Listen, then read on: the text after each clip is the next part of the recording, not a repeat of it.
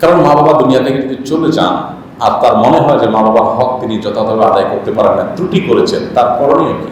Number এক, প্রথম করণীয় হলো তার ত্রুটির জন্য তিনি আল্লাহর কাছে কায়মূল বাক্যে চোখের পানি ফেলে মাপ চাইবেন এবং মৃত্যু পর্যন্ত এই মাপ চাওয়া পাওয়া থাকবে, আল্লাহ আমি আমার মা বাবার প্রতি যে জুলুম করেছি বা তাদের যে হক নষ্ট করেছি, তাদের যে অধিকার খর্ব করেছি, আপনি আমাকে মাফ করে দেন। আল্লাহর কাছে মাপ চাইতে হবে, এটা এক।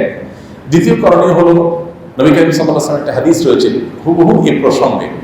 তিনি বলেছেন যে কোনো মানুষ তার মা বাবার অগোচরে তাদের মৃত্যুর পর কিভাবে তাদের প্রতি বিল করবে, কিভাবে তাদের প্রতি সদাচরণ করবে। সাহাবী জিজ্ঞাসা করেছেন, ইয়া রাসূলুল্লাহ, আমার মা বাবা মারা গেছেন, কিভাবে আমি কাইফা আবারুহুমা, কিভাবে আমি তাদের প্রতি সদাচরণ করবো, তারা তো মারা গেছে।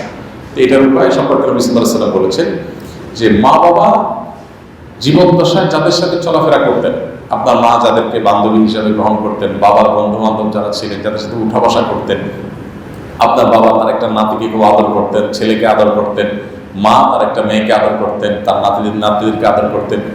এক কথা, তারা যেটাকে পছন্দ করতেন, যাদের সাথে সুসম্পর্ক রাখতেন, আপনি তাদের মৃত্যুর পর সেই কাজটা করবেন। কথা বুঝে আসছে? আপনার বাবা তার এক বন্ধুকে খুব শ্রদ্ধা করতেন, আপনি তাকে শ্রদ্ধা করবেন, ভালোবাসবেন বাবার মতো করে। আপনার মা যাদের সাথে মিশতেন, আপনি তাদের পাল্লে খেদমত করবেন, তাদের উপহার উপঢৌকন দিবেন, তাদের সাথে সুসম্পর্ক বজায় রাখার চেষ্টা করবেন। এভাবে যদি আমরা করি তাহলে মা বাবার অগোচরে তাদের প্রতি যে আমাদের দায়িত্বশীলতা সেটা আদায় করা সম্ভব হবে ইনশাআল্লাহ। এর পাশাপাশি মা বাবার তরফ থেকে দান সাদাকা করা, অন্যায় অনাচার হয়েছে আল্লাহর কাছে মাপ চাই, এবং এভাবে তাদের পক্ষ থেকে দান সাদাকা করলেন, তাদের বন্ধু বান্ধব, তাদের চলাফেরা করা মানুষগুলোর সাথে সদাচরণ করলেন, এগুলো করলেন, আশা করি যে আল্লাহ তাআলা রিকভার করবেন।